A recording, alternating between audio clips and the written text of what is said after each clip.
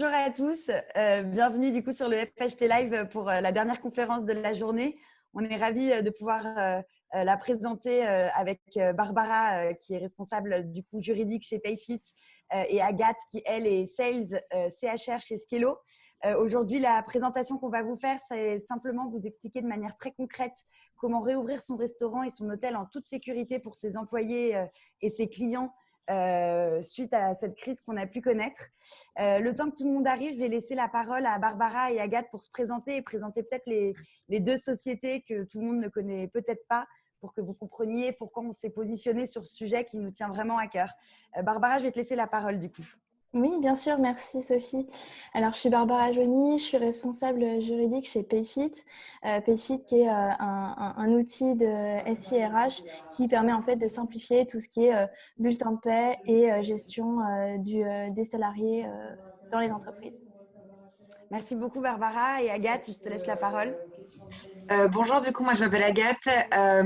Je travaille chez Skello, qui est le premier outil de gestion du planning et du personnel en France. Et moi, du coup, je suis sales spécialisée sur le secteur de l'hôtellerie. Génial, merci beaucoup. Pour petit rappel, le but de cette conférence, c'est que ça soit le plus interactif possible. Donc, vous avez un petit onglet conversation en haut de votre écran, notamment. Donc, surtout, n'hésitez pas à écrire, si vous voulez nous dire bonjour, de taper votre petit message et de s'adresser à tous les conférenciers et les participants afin qu'on puisse tout simplement interagir et pouvoir répondre à toutes vos questions en temps réel. Je pense que les gens continuent d'arriver, mais dans la continuité, je vais juste vous présenter l'ordre du jour d'aujourd'hui. Donc, on a juste décidé de reparler un tout petit temps de l'activité partielle et de l'aide aux entreprises parce que Barbara va revenir là-dessus, mais c'est un sujet qui est quand même important de remettre en évidence, notamment avec beaucoup de changements qui interviennent au fil du temps. Ensuite, on a décidé de vous expliquer comment gérer la sécurité et la santé de ces équipes en tant que telles, donc aussi bien en parlant de la gestion du personnel, mais également en gérant l'espace de votre établissement, aussi bien restaurateur qu'hôtelier. Et enfin, un dernier petit point sur comment gérer l'accueil de ses clients dans son établissement, car on sait qu'aujourd'hui, c'est quelque chose de très important, notamment d'avoir un bon retour expérience client et que les clients n'aient pas peur de venir dans votre établissement. Enfin, on terminera par un petit temps de questions et réponses. Donc, n'hésitez pas, surtout tout du long, à nous poser vos questions. Je regarde le nombre de participants. Je pense que voilà, là, les gens arrivent. Barbara, je vais te laisser la parole du coup sur cette première partie sur l'activité partielle et les aides aux entreprises. Merci beaucoup Sophie. Alors pour commencer du coup ce webinaire, on va parler de l'activité partielle puisque l'activité partielle reste encore une réalité pour beaucoup de restaurateurs en cette reprise. Je vais donc vous faire un rapide rappel des bases de l'activité partielle qui n'a plus de secret pour beaucoup d'entre vous en ce moment, mais je vais surtout mettre en exergue les récentes évolutions juridiques en la matière. Donc très rapidement, l'activité partielle, qui est aussi appelée chômage partiel, qu'est-ce que c'est ? C'est tout simplement un dispositif d'aide aux entreprises qui permet de faire face aux difficultés économiques et qui peut prendre la forme soit d'une fermeture temporaire de tout ou partie de l'établissement, soit d'une réduction de la durée hebdomadaire de travail. Dans le contexte de la reprise d'activité, ce sera plus souvent cette seconde option qui sera privilégiée. Ce dispositif d'activité partielle a donc été modifié à de nombreuses reprises, à la fois pendant le confinement, mais aussi pendant le déconfinement. Je vais vous en parler donc tout de suite. Alors, concernant les nouveautés en matière d'activité partielle, il y en a eu beaucoup. On pourra noter assez récemment un élargissement sur les bénéficiaires de l'activité partielle, puisque désormais, c'est tous les salariés qui peuvent en bénéficier, y compris les cadres dirigeants et les forfaits jours. Donc, les cadres dirigeants sous certaines conditions quand même.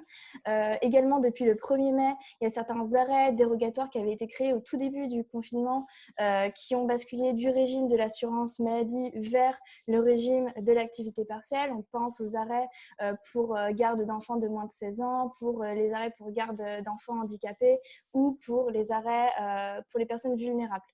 Information aussi assez notable qui est susceptible de vous intéresser si vous n'êtes pas déjà au courant, c'est que depuis l'ordonnance du 22 avril 2020, c'est l'ouverture tout simplement de la possibilité d'individualiser l'activité partielle au lieu de l'organiser collectivement, ce qui était possible, ce qui était la limite jusqu'à maintenant. Enfin, il y a des nouveaux aménagements qui affectent l'activité partielle qui sont à venir, puisqu'il y a un projet de loi qui est encore en cours, qui devrait passer au Sénat normalement demain. Et donc, on n'est pas loin d'avoir le texte définitif. Il modifie encore pas mal de choses. Et le premier point et le plus important, c'est la réduction du remboursement versé aux employeurs, qui devrait passer ainsi à 60% de la rémunération, toujours dans la limite de 4,5 SMIC, au lieu des 70% de rémunération jusqu'auparavant. Néanmoins, et c'est une bonne nouvelle pour vous, dans le secteur de la restauration, puisque certains secteurs vont encore pouvoir bénéficier des 70%. On pense notamment au secteur du tourisme, de la culture, mais aussi au secteur de la restauration. Donc pour l'instant, on reste aux 70% dans la restauration. Ce projet de loi a aussi créé un nouveau dispositif spécifique dit d'activité réduite pour le maintien de l'emploi. C'est un dispositif qui devrait être destiné aux entreprises confrontées à des réductions d'activité durable et qui va permettre de réduire l'horaire de travail, cependant avec une contrepartie un peu plus importante et qui va devoir aussi obliger les entreprises à un peu plus s'engager pour le maintien de l'emploi. Ce projet de loi va aussi prévoir la mise en place de mécanismes permettant de monétiser les jours de repos et de congés pour compléter la rémunération des salariés en activité partielle, mais aussi on pourra aussi noter le maintien des garanties collectives de prévoyance complémentaire toujours pour les salariés en activité partielle. Donc avant de conclure sur l'activité partielle, je souhaiterais faire un rapide point avec vous sur le plan de contrôle qui a été déployé par le gouvernement, puisqu'il faudra en effet s'attendre et se préparer surtout à des possibles contrôles qui seront beaucoup plus importants qu'habituellement. Et ces contrôles restent possibles dans la restauration, notamment sur tout ce qui est base d'indemnisation de l'activité partielle. Pour vous rassurer, néanmoins, le gouvernement a communiqué d'ores et déjà sa volonté de distinguer les entreprises de bonne foi qui ont simplement fait des erreurs, mais dans ce cas-là, il faudra quand même noter une possibilité de régule, des entreprises frauduleuses qui pourraient se voir sanctionnées notamment de manière administrative. Donc, dans la mesure du possible, je pourrais que vous inciter à vous préparer le plus possible à cette éventualité de contrôle. Rapidement ensuite sur les aides financières qui sont aussi à votre disposition. Alors il y a beaucoup de documentation qui existe déjà, dont on vous fera parvenir avec plaisir. Je rappelle cependant qu'il existe des possibilités de report de cotisation retraite, c'est-à-dire Agir Carco, mais aussi de report de cotisation URSSAF. Il existe aussi par exemple des possibilités d'avoir recours à des fonds de solidarité. Petite nouveauté néanmoins depuis le 29 mai concernant le report des cotisations URSSAF, puisque désormais le recours à ce type de report est conditionné à une demande préalable auprès de l'URSSAF, ce qui n'était pas le cas les mois précédents. Donc attention à ce point si vous voulez en bénéficier. Et j'ai fait le tour des points rapides sur l'activité partielle et aide aux entreprises. Merci beaucoup Barbara pour ton intervention. Du coup, maintenant, on va rentrer plus dans le vif du sujet, donc du thème de notre webinaire sur comment gérer la sécurité et la santé de ses équipes. Pour ça, tout d'abord, je vais laisser la parole à Agathe pour assurer donc, la gestion du personnel de la meilleure manière qu'il soit. Je sais que toi, à tes clients hôteliers ou restaurateurs, tu leur recommandes notamment des gestes clés pour les aider dans leur quotidien. Quels sont-ils ? Alors, effectivement, ouais, nous, ce qu'on conseille aujourd'hui chez Skello, c'est tout d'abord de mettre en place un guide. Donc, ça peut être sous forme de charte, de manuel qui précisera du coup les modes opératoires qui doivent être respectés par le personnel, dans chaque partie de l'hôtel ou du restaurant, par exemple, pour assurer à la fois les gestes barrières, les règles d'hygiène, la distanciation sociale et aussi tout ce qui est gestion des cas suspects. Du coup, effectivement, il faut que ce manuel il soit accessible à tous, qu'il soit présent évidemment dans l'établissement. Il faut que les règles et les bonnes pratiques soient affichées et surtout que les représentants du personnel, donc là j'entends en particulier les représentants de proximité, le CSE, qui diffusent, enfin qui soient chargés en tout cas de diffuser ces nouvelles consignes. Moi, je conseille aussi de former vos équipes. Il faut effectivement qu'elles soient formées aux règles, aux bonnes pratiques, aux protocoles sanitaires. Cette formation, du coup, ça doit faire l'objet d'un justificatif, effectivement. effectivement. Et évidemment, alors ça, petite précision, il faut évidemment porter attention à former les nouveaux arrivants, les personnes qui vont arriver en renfort, les personnes qui changent de poste aussi, ce qui va beaucoup arriver en cette nouvelle période. Et du coup, pour ça, vous pouvez utiliser des e-learning génériques et évidemment apporter toute formation complémentaire qui serait nécessaire et qui serait propre à votre établissement. Et bien sûr, faire des rappels bienveillants qui soient réguliers, ce qui peut être intéressant. Ok, merci beaucoup Agathe. C'est un super astuce. Concernant l'équipement du personnel aussi, je sais qu'il y a des obligations qui sont beaucoup plus légales et qui sont imposées aux restaurateurs et aux hôteliers. Barbara, est-ce que tu peux nous en dire plus à ce sujet, s'il te plaît? Bien sûr. Alors, concernant les mesures en faveur de la protection des salariés, il y a beaucoup d'éléments qui sont déjà présents dans le protocole national de déconfinement ainsi que dans les fiches métiers mis à disposition par le gouvernement. Donc, bien évidemment, les fiches métiers pour le secteur de la restauration. Je vous invite donc à en prendre connaissance si ce n'est pas déjà fait. Je ne vais pas trop étayer sur les recommandations telles que les gestes barrières, distanciation physique, nettoyage des locaux qui seront, je pense, un peu plus abordés par Agathe ensuite. Plus d'un point de vue juridique, mon premier élément va plutôt se porter sur les déplacements des salariés, qui est un gros enjeu en matière de santé et sécurité, puisque l'employeur aura assez peu de maîtrise sur l'extérieur et devra jongler entre des réalités qui dépassent un peu l'organisation de sa seule entreprise. Il est donc fortement recommandé à l'employeur d'organiser des arrivées cadencées des salariés afin que chacun puisse se changer individuellement, mais aussi d'attribuer des pauses et des repas par roulement. Rapide point également sur les vêtements de travail, les équipements de protection individuels et les masques. Alors, d'après les outils du gouvernement, il ressort donc que désormais, le port du masque est obligatoire pour le personnel de la restauration. Donc, c'est un point important. On notera aussi le port obligatoire des charlottes en cuisine. Et enfin, il faudra aussi prévoir des vêtements de travail à usage individuel unique si c'est possible. Et sinon, la possibilité de changement à chaque prise de poste et prévoir une poubelle pour les vêtements de travail sales. Merci beaucoup. Oui. Désolée, je voulais faire un rapide point aussi sur la prise de température, très très rapide, puisque il y a pas mal de questions là-dessus qui nous reviennent en tout cas. Donc pour rappel, la prise de température, ce sont des données médicales, donc elles sont réglementées par tout ce qui est RGPD, donc protection des données. La prise de température à ce stade, elle n'est pas recommandée. Cependant, si elle doit être faite, la CNIL, qui est l'organisme de contrôle de la RGPD, a précisé qu'elle ne pouvait être faite seulement par thermomètre infrarouge, c'est-à-dire sans contact et sans conservation des données afin de protéger les données médicales. Et c'est tout pour moi. Merci Barbara pour ces données plus légales. Toi, Agathe, chez Skello, du coup, qu'est-ce que tu peux recommander à certains de tes clients qui peuvent sembler un petit peu perdus dans toutes ces recommandations légales? C'est ça. Moi, j'essaye de donner des conseils un peu pratiques, on va dire, du quotidien. Des choses qui sont assez basiques, mais en fait, qu'il est bon quand même de rappeler en ce moment. Déjà, ce que je conseille, c'est que l'employé arrive en tenue civile dans l'hôtel. Donc, il se change une fois qu'il est arrivé dans l'établissement. Cette tenue d'ailleurs professionnelle, elle doit être lavée en fait tous les jours à 60 degrés. Ça, par contre, là-dessus, je sais que j'ai souvent la question.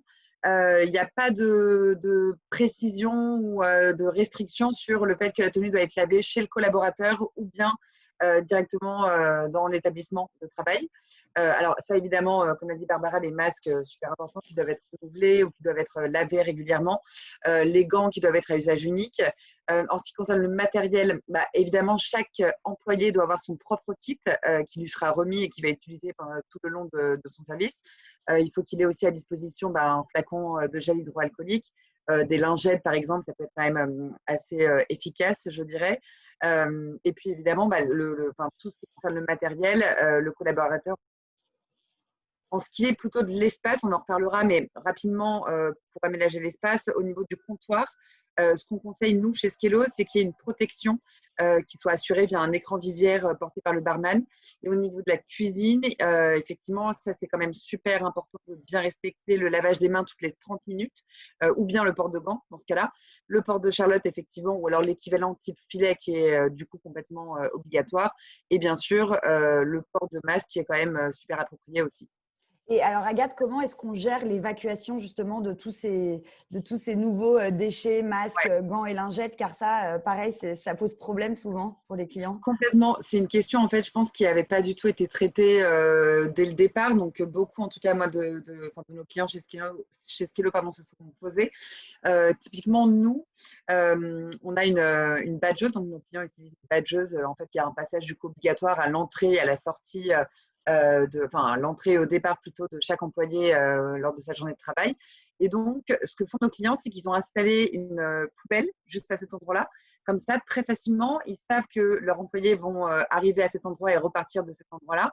Et donc, ils pourront très facilement jeter leurs masques, leurs gants sur blouse ou ce genre de choses. D'un point de vue technique, pas forcément très glamour. Il faut que ce sac poubelle ensuite soit fermé, laissé pendant 24 heures à côté. Et ensuite, les ordures pourront être mises avec le reste des ordures. Ok, Mélangées. génial, merci beaucoup. Et donc, vous avez toutes les deux un petit peu abordé les choses à mettre en place, notamment Agathe, tu as un petit peu parlé du rôle du CSE, Barbara, du rôle notamment du manager. C'est vrai qu'il y a pas mal d'acteurs qui ont un rôle clé pour assurer la santé et la sécurité des équipes. Est-ce que Barbara, tu peux nous en dire un petit peu plus sur tous ces acteurs et notamment leur mission de façon plus spécifique? Bien sûr.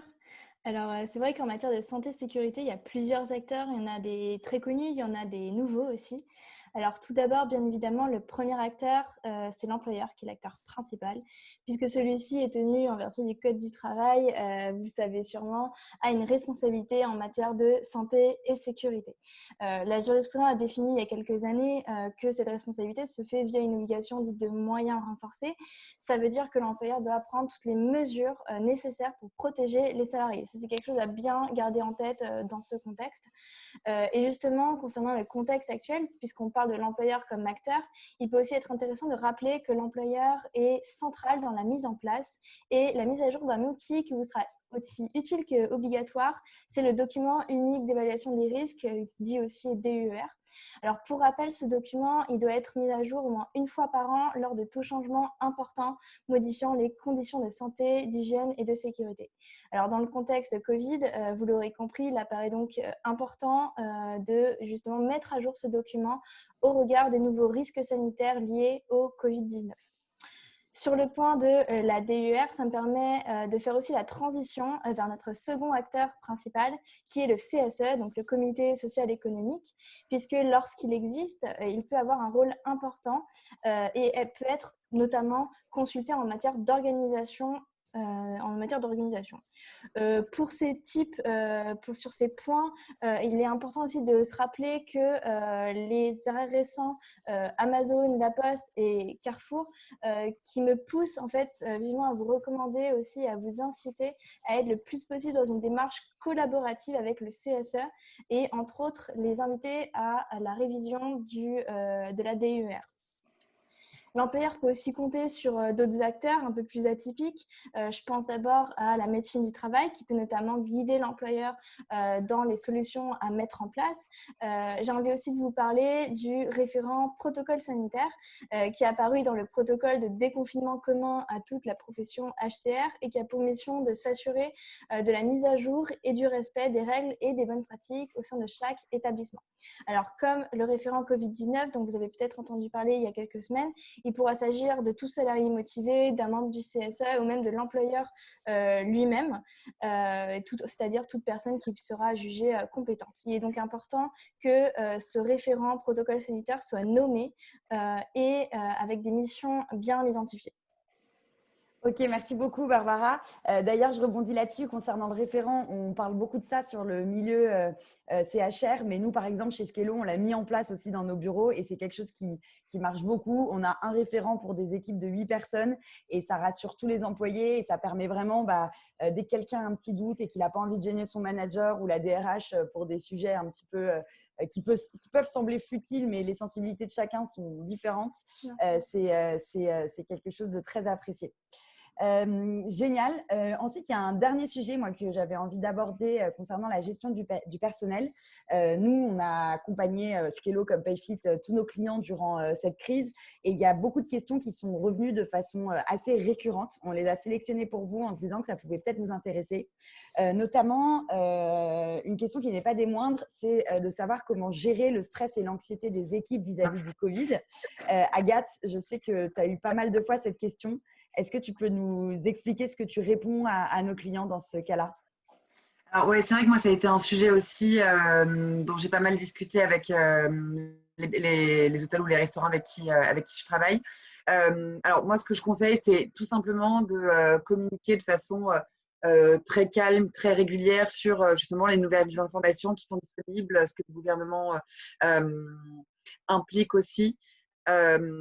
Évidemment d'être en tout cas j'allais dire de répondre à toutes les questions qui sont posées, mais ça on n'est pas forcément on n'est pas forcément capable ou au courant mieux que les employés, donc en tout cas d'accueillir ces questions et ces préoccupations et effectivement de toujours par contre faire un retour voilà sur n'importe quel type de sujet et il y a quelque chose que je trouve pas mal où j'ai pas mal d'établissements qui l'ont mis en place. Ils prévoient de petits créneaux je sais pas, ça doit durer 20 minutes, une demi-heure en équipe pour pouvoir justement échanger et anticiper le futur et ce qui viendra. Et ça, je trouve ça pas mal parce que du coup, les retours que j'ai sur ce type de séance, c'est que ça répond quand même beaucoup aux préoccupations ou anxiétés de certains. Évidemment, alors sur les choses qui sont à éviter, ce serait bien sûr d'ignorer les réactions des salariés, d'être dans le déni, de minimiser la gravité de la situation actuelle en banalisant du coup la pandémie. Je pense que personne ne le fait, mais effectivement, c'est toujours bon de le rappeler. Ou alors, au contraire, d'être surexposé aux informations négatives seulement et, Oui. pas seulement, et que les négatives. Comme on peut avoir parfois aux informations et c'est plus Exact, anxiogène qu'autre chose. c'est ça. Très bien, merci beaucoup. On a une autre question qui revient pas mal, Barbara, c'est de savoir si on doit fermer son établissement, s'il y a des cas confirmés au sein de ses équipes dans son établissement justement. Ok, ouais, c'est vrai que cette question, elle a pas mal été posée. Alors, ce qu'il faut retenir, c'est quand on a des cas confirmés, il faut tout d'abord informer les salariés susceptibles d'avoir été en contact avec le personnel contaminé. Ensuite, je parlais tout à l'heure de l'obligation de santé et sécurité et de mettre en place tous les moyens nécessaires. Ces moyens nécessaires passent aussi par le nettoyage de toutes les surfaces en fait, qui ont été potentiellement contaminées. C'est aussi pour moi l'occasion de rappeler qu'en cas de suspicion, il existe en fait des guidelines un petit peu pour les employeurs qui devra mettre en place un plan de gestion, à commencer par l'isolement du salarié malade, rechercher des signes de gravité, au besoin, selon ce signe de gravité, appeler un médecin ou le SAMU, mais aussi de prévenir le service de santé au travail et suivre les consignes données. Donc, pour répondre un peu plus de manière concrète à la question, il n'y a donc pas d'obligation de fermeture de l'établissement, mais il reste une obligation pour l'employeur de mettre en place toutes les mesures nécessaires pour protéger à la fois le salarié, mais aussi les autres salariés qui pourraient être susceptibles d'être contaminés. Ok, merci beaucoup Barbara. Une autre question qui peut revenir pas mal également, c'est de savoir comment gérer ces équipes face au Covid-19 qui pourrait être présent dans son établissement et notamment comment adapter son planning, enfin les plannings de vos employés en fonction d'un salarié qui est malade ou qui est susceptible d'en contaminer un autre ou mettre des personnes qui ont une santé plus fragile ensemble. Agathe, je te laisse la parole sur ce sujet. Oui, effectivement, nous, chez Skillo, c'est une problématique qu'on gère qui pour nous est essentielle en ce moment. C'est justement la planification de la rotation des équipes. Et ça, là-dessus, c'est vrai que nous, on s'appuie beaucoup sur la badgeuse. Effectivement, cette badgeuse, ça permet aux établissements avec qui on travaille de savoir exactement qui était présent en même temps qu'une personne, par exemple, qui serait contaminée ou en tout cas qui serait suspectée d'être contaminée et donc de pouvoir retracer très facilement cette historique-là. Ok, très clair. Et en effet, nous, c'est ce qu'on utilise également dans nos locaux aussi. Ouais. Ça permet vraiment de traquer. Ça rejoint aussi la petite application qui a été sortie par le gouvernement et qui permet de voir avec qui on a pu être en contact. Et le fait d'avoir le planning badgé de ses salariés, on sait exactement quel salarié était dans le restaurant ou dans l'hôtel au moment où un salarié était en fait contaminé. Ok, Exactement. merci beaucoup Agathe. Je vais rebondir du coup sur notre deuxième axe sur ce sujet qui est sur la gestion du site de son restaurant ou de son hôtel. On sait du coup qu'il y a beaucoup de mesures à tenir, notamment des mesures hygiéniques d'un point de vue cuisine et d'un point de vue salle. Agathe, concernant le service de restauration, du coup, est-ce que tu peux nous expliquer les mesures hygiéniques qu'il faut respecter, notamment en salle? Oui, bien sûr. Alors, déjà, avant de parler de la salle, il y a un point quand même qui est super important, c'est tout ce qui est menu. Ouais, Ce qui est recommandé aujourd'hui, c'est que dans la mesure du possible, les menus soient sous forme évitant tout contact. Donc, ça peut être un menu qui est dit oralement, qui est inscrit sur une ardoise ou alors par QR code. Dans ce cas-là, dans ce cas-là, c'est le mieux, on va dire. Par contre, dans le cas où évidemment c'est pas possible pour X raisons, on peut tout à fait avoir un menu papier. Et dans ces cas-là, il faut vraiment inciter le client à utiliser un gel hydroalcoolique pour se désinfecter les mains avant et après manipulation. Il y a un autre point avant de passer vraiment aux mesures hygiéniques de la salle, je pense, c'est tout ce qui est paiement, évidemment. Donc, bien sûr, là, par ce qui en découle, c'est qu'on privilégie le paiement sans contact. Donc, ça peut être prépaiement, virement, carte bancaire, etc. Et dans ces cas-là, il vaut mieux avoir une communication qui soit explicite pour les clients ou en tout cas qui soit dit oralement. ok. Euh, Si on parle du coup de la salle spécifiquement, Juste, du coup, Agathe, ouais, je te bien coupe sûr. parce que ça me permet de rebondir. En fait, avec les deux Ouais, points que tu viens de détailler, ça permet vraiment de prendre conscience que les outils digitaux, et c'est vrai que le salon FHT Live est là pour aider les restaurateurs et les hôteliers, mais que les outils digitaux deviennent vraiment quelque chose de presque indispensable dans le cas de cette crise post-Covid-19. complètement. Et Ouais, que nous, en effet, nos clients sont tous passés à des outils digitaux qu'ils avaient peut-être jamais imaginé ouais. utiliser un jour, notamment les menus en QR QR code comme tu code, vois. Ouais, complètement. ok. Et en plus, c'est assez amusant pour l'expérience client. Le QR code, c'est vrai que ça fait tout de suite une expérience un peu différente de ce qu'on a l'habitude de voir, de se connecter, de mettre la photo et d'avoir son menu sur son téléphone, quoi. Ok, merci beaucoup sur cette partie. Du coup, je te laisse la main. Désolée de t'avoir Oui, coupé la parole. pas de souci. Oui, alors en ce qui concerne la salle, donc déjà pour rappel, ça effectivement, le gouvernement a limité le nombre de convives par table, du coup à 10 personnes. Évidemment, il faut que ce soit des groupes qui soient préformés en arrivant au restaurant. Et évidemment, il faut qu'il y ait qu'une seule personne qui serve chaque table. Ok, Euh, Nous, ce qu'on vous propose là-dessus pour le service en salle, ce qu'on vous conseille plutôt, c'est d'avoir des créneaux de proposer des créneaux de petit déjeuner, par exemple, dans un hôtel, au moment du check-in, qui correspondent du coup à la capacité d'accueil d'un hôtel, en respectant évidemment la distanciation physique. Donc, les tables doivent être espacées d'au moins 1 mètre, entre 1 mètre et 1,50 m précisément. Il faut évidemment que le personnel de salle porte un masque et du gel hydroalcoolique qui met régulièrement toutes les heures. Il faut aussi évidemment pas hésiter à demander aux clients d'utiliser justement le gel hydroalcoolique qui est mis à disposition dans la plupart des hôtels, restaurants et des établissements, sinon ils ont tout simplement le leur. Et en salle, nous, ce qu'on conseille, c'est que si vous avez suffisamment de personnel pour ça, c'est de privilégier quand même la formule service à table, qui pour nous, quand même, nous semble le plus intéressante chez Skello, puisqu'elle vous permet du coup d'avoir une bien meilleure maîtrise sanitaire pendant le service et d'éviter les déplacements des clients, par exemple, comme pour un service buffet. Euh, Même chose, il faut aussi privilégier tout ce qui est proposé des produits en portions individuelles que le client pourra prendre sans toucher l'autre part.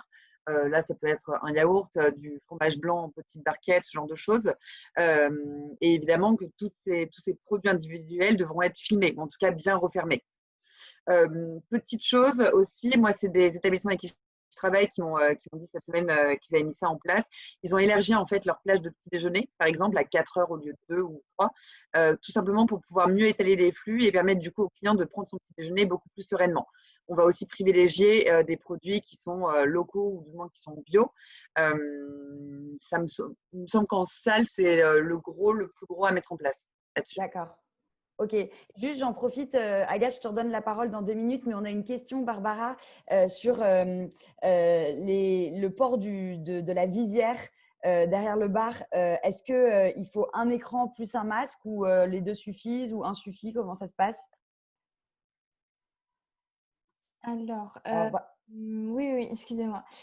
Concernant ça, alors du coup, c'est pour moi, lors de souvenirs, c'est au comptoir, le port du masque n'est pas obligatoire. Donc, on peut se contenter d'une visière s'il y a une distance de 1 mètre entre les salariés et s'il y a aussi une mesure de protection entre le client et le personnel installé derrière le comptoir.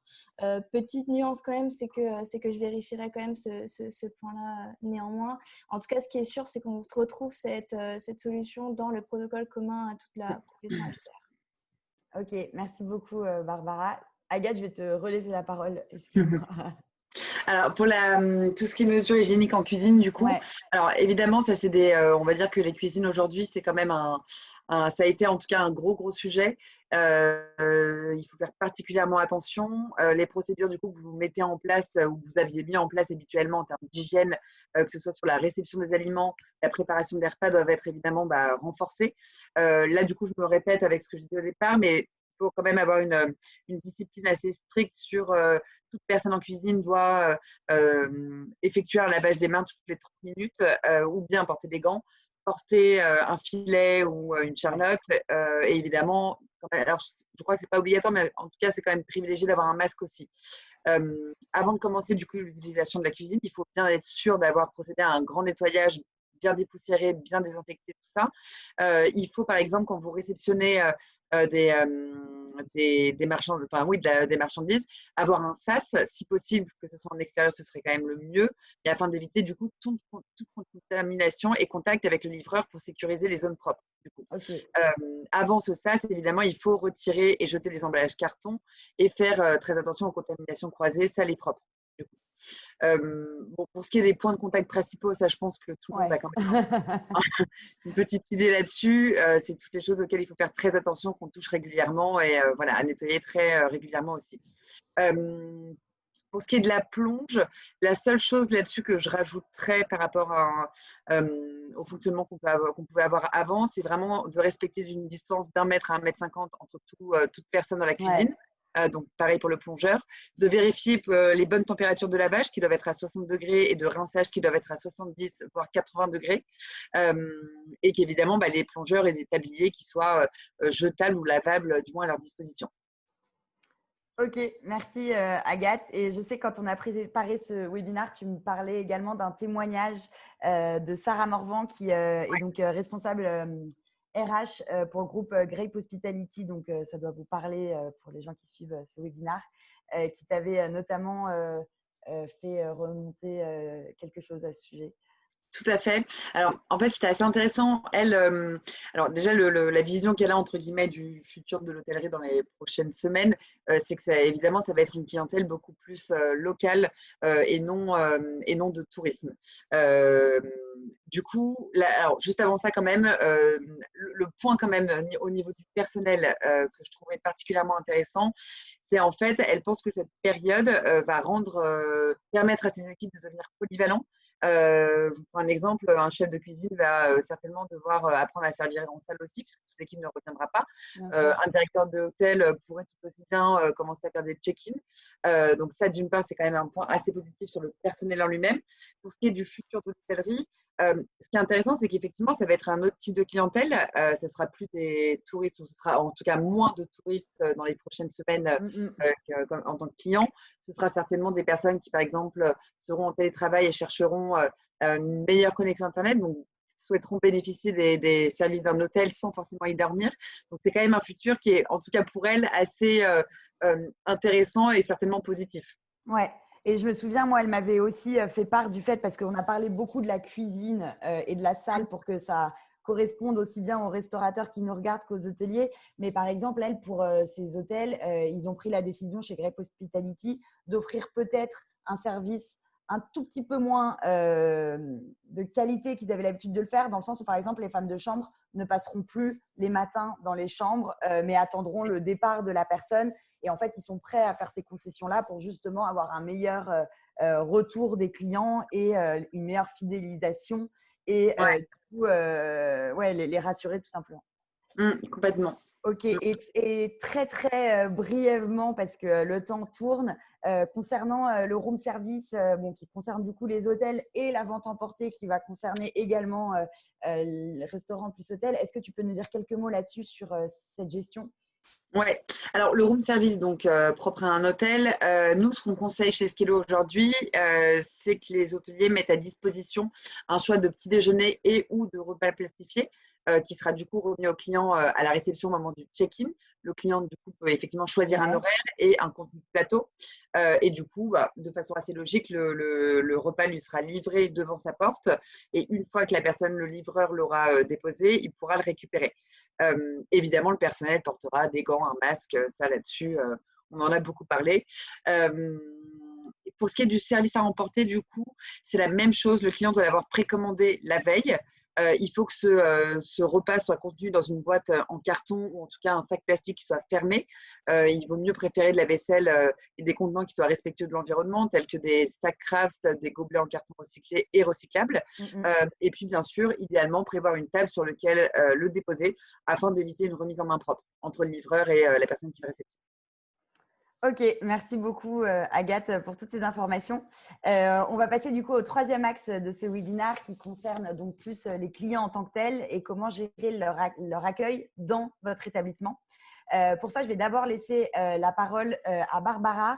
Avant toute chose, est-ce qu'il y a des dispositions purement légales comme on peut le voir pour la gestion de ces employés avec les salariés ou pas, enfin, avec les clients ou pas? Oui, alors toutes les recommandations sont présentes, comme je l'ai évoqué tout à l'heure, dans le protocole national et dans les fiches métiers.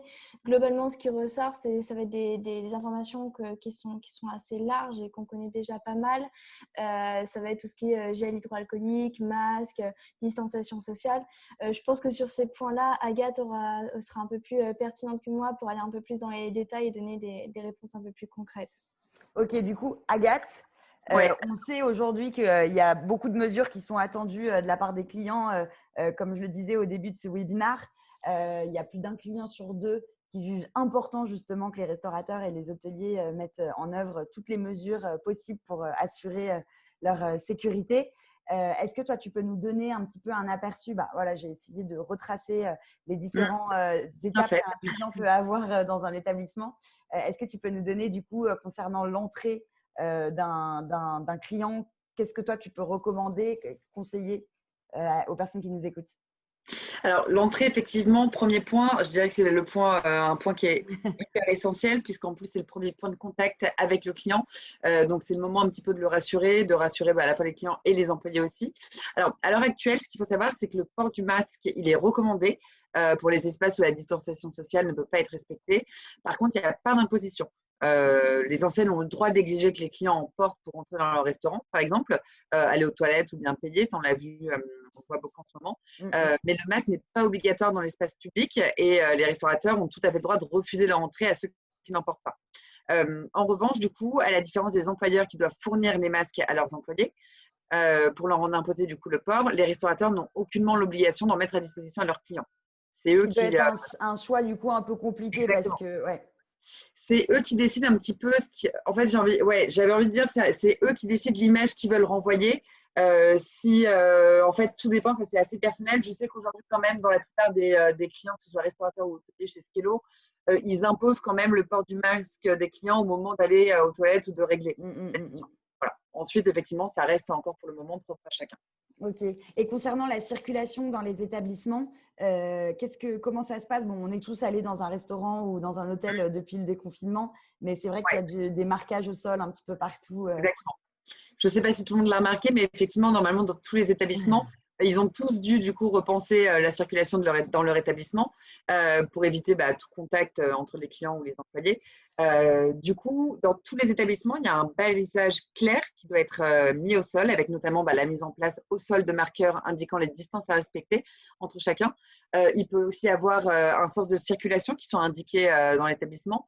Ça peut aller du coup de pair avec une réorganisation des espaces en utilisant du coup évidemment à bon escient le mobilier existant pour aussi être nécessaire. Dans les restaurants spécifiquement, il faut repenser du coup l'agencement de l'établissement pour faire moins de couverts que d'habitude. Ça, on en parlait un petit peu tout à l'heure. L'idée, c'est quand même d'avoir des plages horaires de service qui soient plus longues, mais du coup, moins de tables, moins de personnes qui soient au même moment, au même endroit en train de déjeuner ou de dîner.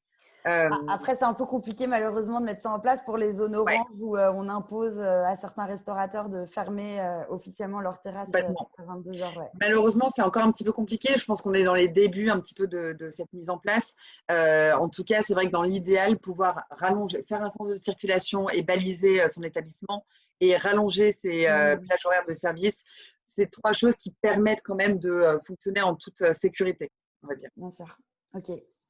Ensuite, il y a un autre point. Du coup, on en a pas mal parlé en amont. Ça va être, enfin, je vais te laisser 2 minutes là-dessus, mais par rapport Ouais. au contact avec le personnel, on a déjà répondu. Barbara a déjà répondu à la question, notamment sur la visière. Comment ça se passe du coup ce contact entre le client et les employés, tout simplement. Bon, ça évidemment, on en a parlé tout à l'heure, il y a tous les gestes barrières, la distanciation sociale à respecter, le port du masque, le port de gants, l'utilisation régulière de gel hydroalcoolique. Pardon. Il faut évidemment, comme on le disait aussi, privilégier les outils digitaux qui permettent du coup de mieux organiser les contacts avec les clients. Et en fait, je pense que c'est à la fois une question de bonne intelligence entre les clients et le restaurant, l'hôtel ou autre. Et du coup, il faut que ce soit un petit peu dans les deux sens, c'est-à-dire que les mesures de sécurité doivent être respectées à la fois par les clients et à la fois par les établissements qui accueillent, pour que tout le monde soit en sécurité. Et du coup, la dernière étape du parcours client dans un restaurant ou dans un hôtel, ça va être le paiement. On en a déjà un petit peu parlé aussi en amont, mais en rentrant un petit peu plus en détail, qu'est-ce que tu peux nous dire sur ce sujet-là? Le paiement, évidemment, c'est un moment qui est, on va dire, le plus risqué, puisque c'est là où il y a le plus de proximité qui est imposée entre un employé et un client. Donc, bien sûr, c'est l'usage de la carte bancaire qui est privilégié, et surtout l'usage de la carte bancaire, le paiement sans contact, qui d'ailleurs, depuis le 11 mai, a été rehaussé à 50 euros, avant à 30 euros, il me semble. Et ensuite, c'est la même chose, on va dire un petit peu pour tout, c'est que ça revient du coup aux enseignes, du coup de choisir un petit peu le mode de paiement qu'ils vont privilégier et de voir dans leur situation avec les moyens dont ils disposent ce qui sera possible en fait. Si on prend un exemple, Olibelli, typiquement, qui est un établissement avec qui on travaille, qui a déjà pris la décision du coup de pousser au maximum l'utilisation du sans contact en disant c'est rapide, c'est sanitaire et si on paye par exemple avec un Apple Pay, il n'y a pas de plafond. Ouais, exact. Contrairement à la carte bancaire où c'est vraiment 50 euros x 3 pour éviter les fraudes. C'est ça. Ok, merci beaucoup Agathe de nous avoir parlé de la gestion de l'accueil des clients. On va passer du coup, on est pile dans les temps, il est 41. Il nous reste un petit peu de temps pour les questions. Alors malheureusement, je suis en partage d'écran, donc je n'ai pas énormément de visibilité. N'hésitez pas à écrire vos questions dans l'onglet conversation. Bonjour à tous, je suis en création d'un coffee shop. Pensez-vous que je fasse un marquage pérenne en carrelage, par exemple? C'est vrai que on peut se poser la question, vu que, a priori, on n'est pas sorti tout de suite de cette ambiance. Bon, je ne sais pas trop ça, il n'y a pas vraiment de réponse juridique, Barbara, à donner là-dessus. Non, effectivement, c'est plus des mesures qui vont permettre effectivement de s'assurer de la distanciation entre les salariés, mais surtout ici entre les clients. Donc, il n'y a pas de mesures à proprement parler, c'est pas une garantie. Par contre, c'est vrai que ça permet de s'assurer un peu mieux et c'est plus de l'ordre de la bonne pratique. Ouais. Bon, après, moi, je ne vous conseille pas de faire d'installer dans votre coffee shop du carrelage avec des flèches intégrées au carrelage parce qu'après, pour le changer, c'est quand même compliqué. À mon avis, miser sur les autocollants pour le moment. On a une autre question aussi. Faut-il prendre une lessive spécifique pour le lavage des vêtements de cuisine ou un lavage à 60 ou 70 degrés suffit-il? Ça, on a répondu du coup. Ouais. Moi, on m'a pas conseillé de marque spécifique pour le moment, de lessive. Je pense pas qu'il y ait une peu marque. importe, c'est vraiment la chaleur qui est importante. Tuk-tuk, ensuite, on a. Alors, si vous envoyez Agathe, Ouais. n'hésitez pas, je remonte. Pour les stagiaires en entreprise, pour la journée de formation. Ah oui. Oui, effectivement. peux peut-être répondre là-dessus. Ouais. Alors, c'est vrai qu'il n'y a pas d'obligation à proprement parler. En tout cas, il n'y a pas de texte qui mentionne explicitement les stagiaires. Par contre, c'est vrai que pour favoriser un peu la communication envers tout le monde, je vous recommande quand même d'inclure au maximum, y compris les stagiaires, dans toutes ces communications, y compris dans les formations. Ok, génial. Je vois une dernière question aussi. En ce qui concerne les paiements par carte de crédit à l'hôtel, nous exigeons que le code PIN des clients prouve sa présence dans l'hôtel pour éviter les fraudes. Il en va de même pour une signature. Nous en demandons une lors de l'enregistrement et du départ. Devrions-nous avoir un nouveau stylo pour chaque invité? Je ne sais pas, Agathe, si tu as cette réponse. Oui. Ok. Affirmatif là-dessus. Effectivement, il faut. D'ailleurs, ouais, ça c'est. Il faut qu'à la réception, vous ayez un petit bac de stylo, effectivement, qui soit changé du coup après utilisation. Et ça, ouais, ça c'est super important. On l'a pas précisé. Ouais. Après, ne vous amusez pas non plus à jeter tous vos stylos à chaque Non. utilisation. Vous les lavez pour les remettre dans le bac, bien évidemment. Mais c'est vrai que ça rassure, je pense, les clients de voir plusieurs stylos pour chaque utilisation, parce que même quand on voit du nettoyage sur place, on a tendance à se dire est-ce que ça a bien été nettoyé ou pas. Ouais. Ok, génial. Est-ce que…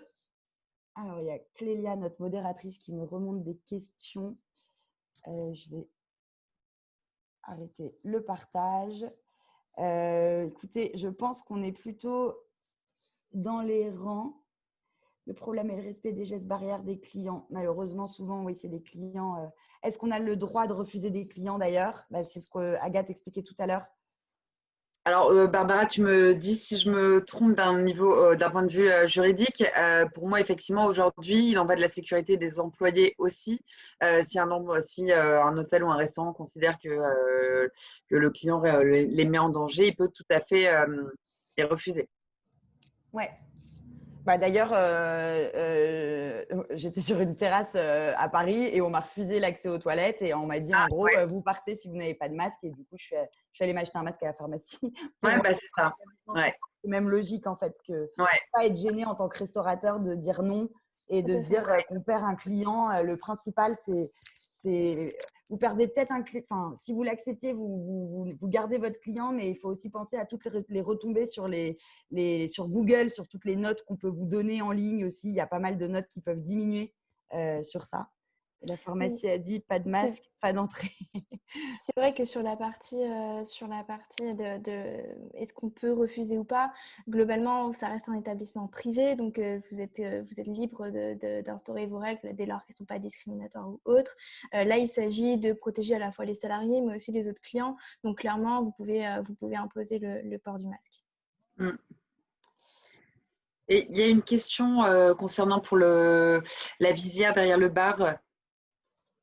Pour mettre un écran en plexi, c'est pas obligatoire. Les écrans en plexi derrière le bar, c'est toujours sur un petit peu sur le même thème. C'est selon votre bon vouloir, si vous trouvez que c'est nécessaire ou pas, en fonction de la proximité que vous avez dans votre établissement.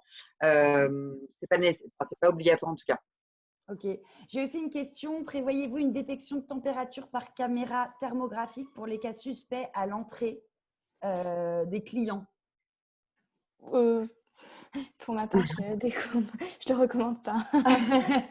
On est d'accord. Ça me semble un petit peu limite en termes de gestion des données médicales et de respect des clients. Ouais. Ok.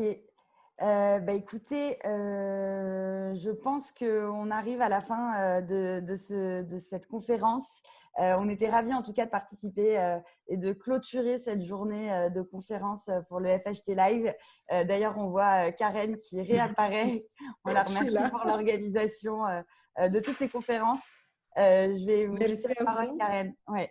Merci à vous de la participation et de toutes ces informations hyper intéressantes. Je suis sûre que donc, tout le public qui était là à vous écouter a pu apprendre plein de choses. Et merci de la participation et de cette journée qui a été vraiment un vrai succès. De notre côté, on a vu, je pense, plus de 5000 participations uniques au salon.